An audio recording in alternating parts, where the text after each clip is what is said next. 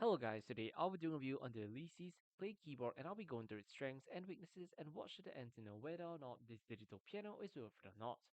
The Alesis Play is an affordable digital piano that offers exceptional value for a complete beginner.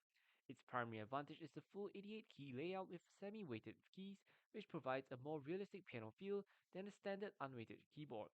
The keyboard also comes with a wide library of 480 built-in sounds, allowing users to experiment with a wide variety of instruments.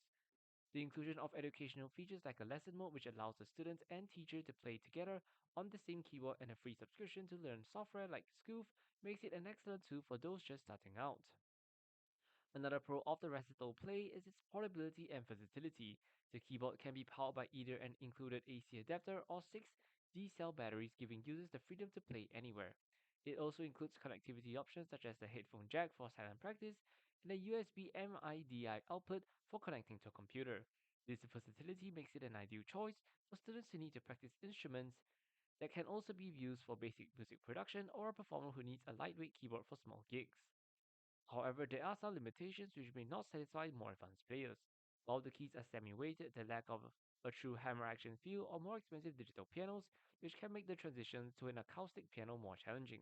The build quality, while sturdy, is primarily plastic and does not feel as premium as other brands.